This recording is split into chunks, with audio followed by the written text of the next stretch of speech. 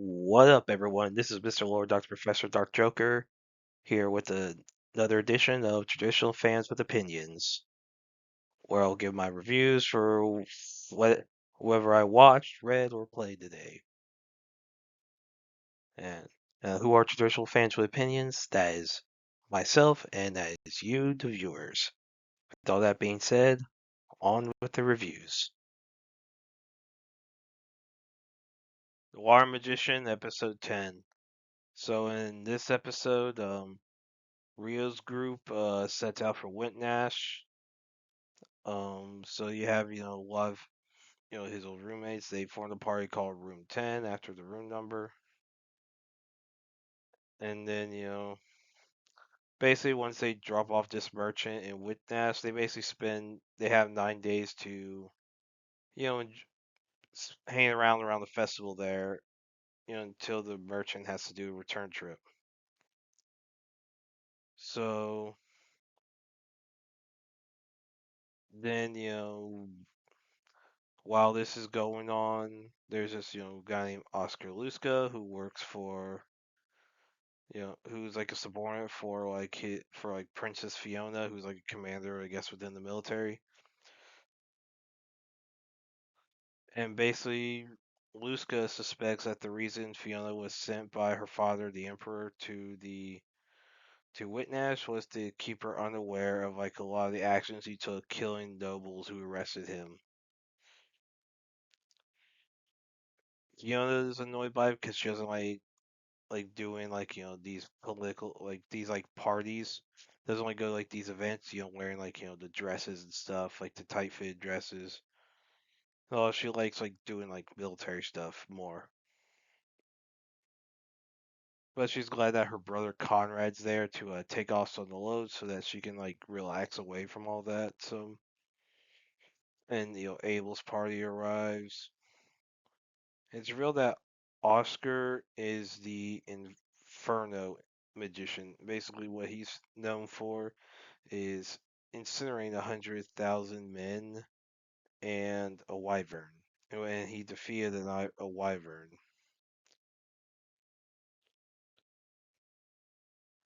Then Rio and Oscar they come across her and like I guess sense each other's power and like back off a little bit. They jump apart. And then basically then back at Loon, Sarah tries to find Rio to I guess tell him something that she found in the library for him. But she's sad to hear that he's not there and that he would be gone for a little while. Then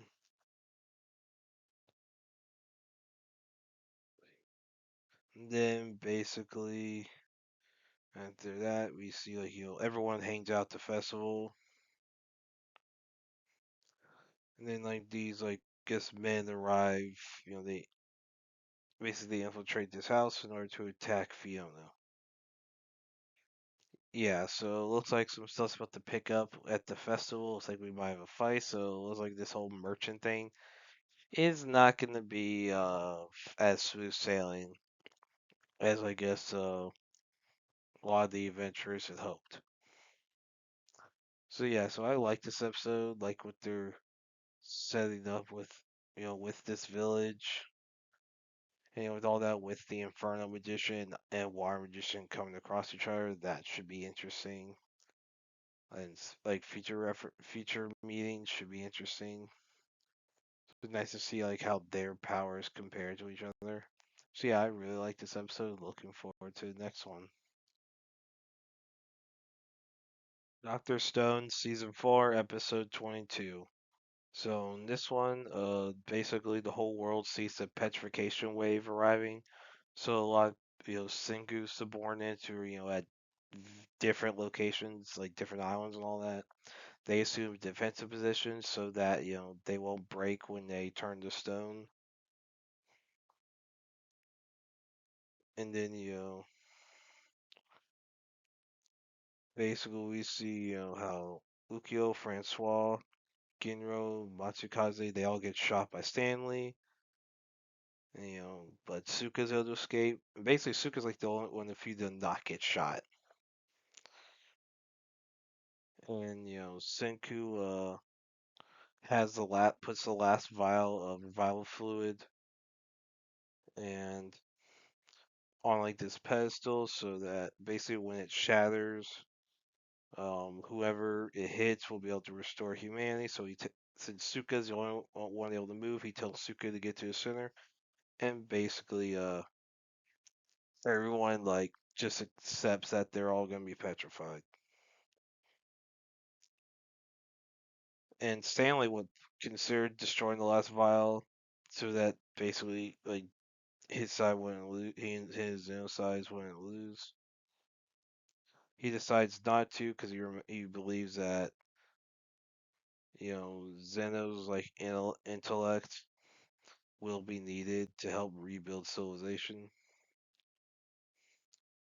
And then we see like a year and a half later, so like the little dog, I guess your hangs around Ishigami Village. I can't remember the dog's name. Is like the old one sees everyone petrified, can't find any friends to play with. Then it sees a pig, so basically the dog and the pig become friends over a few years. And then we see like a year and a half later, after the petrification, Suka is revived. By the revival fluid, it finally shatters, and she's not able to find any revival fluid, and basically she's like all on her own. And so after remembering all the stuff Senku was able to do, she decides to basically work to like restore everyone. And that's gonna lead to the next episode. So yeah, basically Suka's all alone. And she can't see very well. See, I really like this episode. I mean, this was a great episode. Like also how everyone was reacting to the petrification beam. Then the Ram stuff with the dog, and now and yeah, Suka, like what happened with her. Like this was a very good episode. Like it was fantastic. Like holy crap. Like man.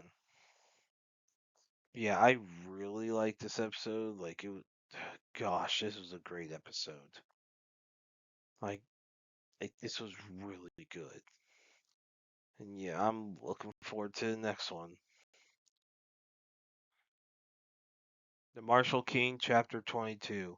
So in this one, Jimu's group gets through the rest of the traps, and they're able to capture Nano Serizawa. And basically during the interrogation, try to figure out how like this monster was been around for 100 years, but Nano was saying he was from the past, and as far as he knew, he was only been there for like a few years.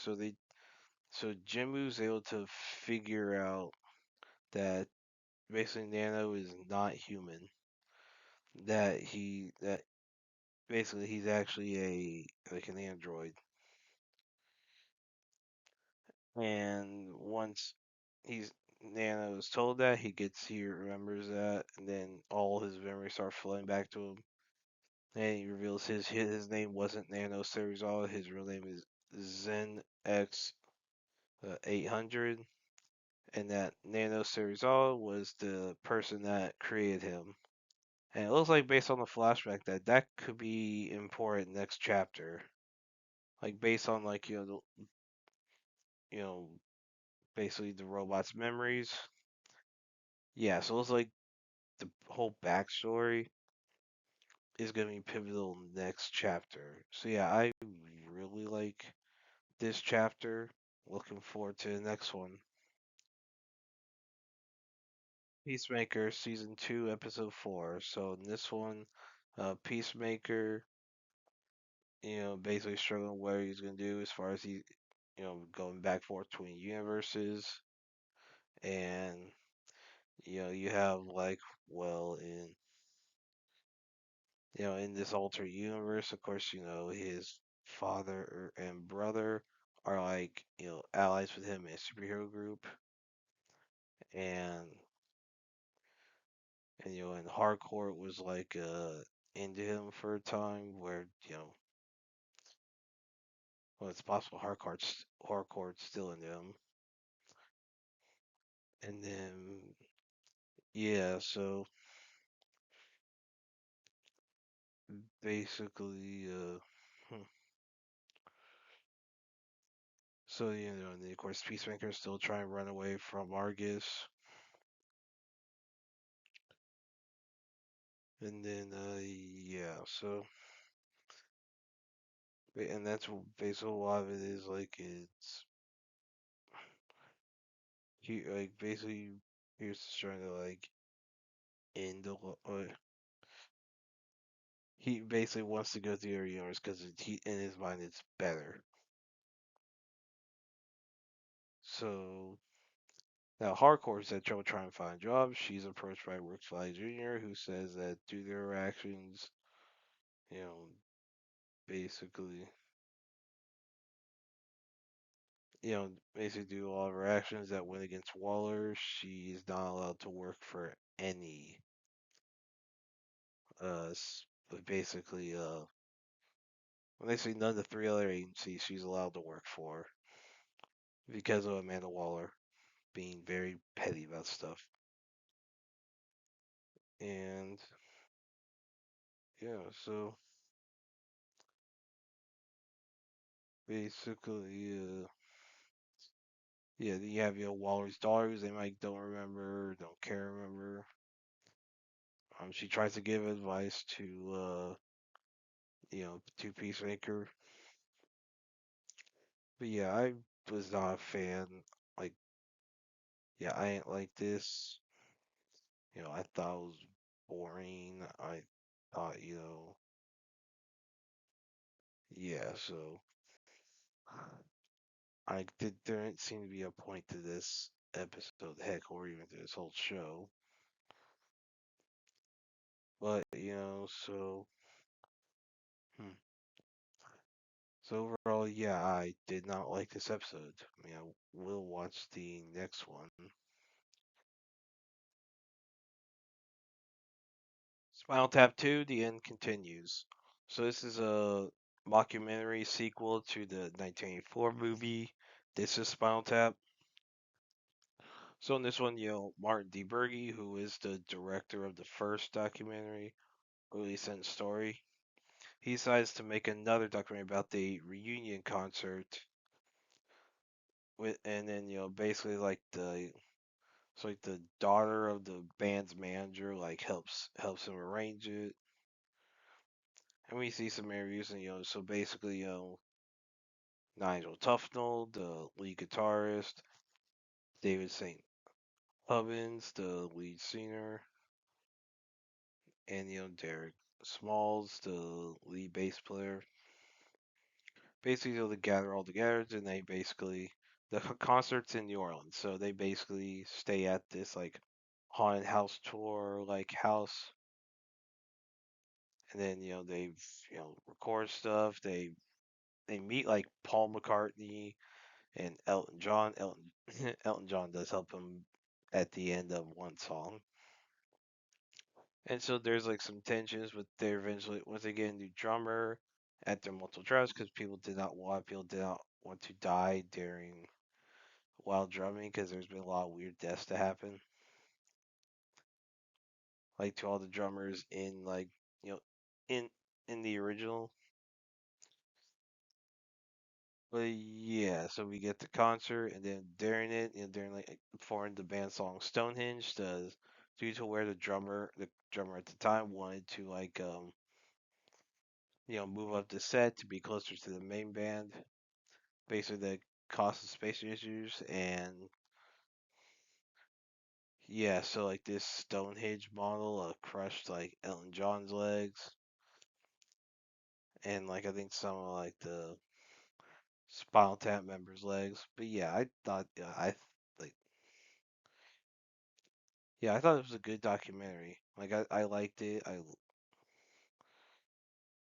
like as a rock and roll fan, it was funny to see like this one guy trying to do all this new age pop nonsense and put all that into rock and roll saying thing. But it's like with rock and roll part, it's like we care about the music. Like they're plenty of singers where some of us would be like, we can name the singer, we don't know their faces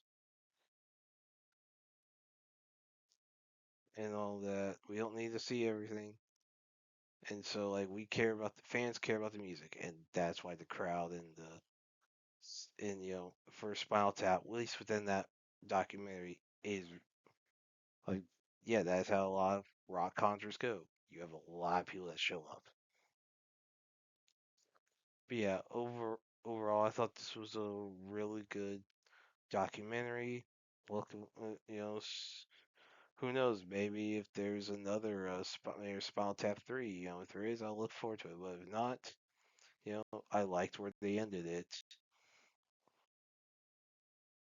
And that's it. Did y'all like the stuff I reviewed? And if you have your own opinions about all that, you can put all that in the comments. Thank you for watching, and like, subscribe, and all that. And look forward to the next video.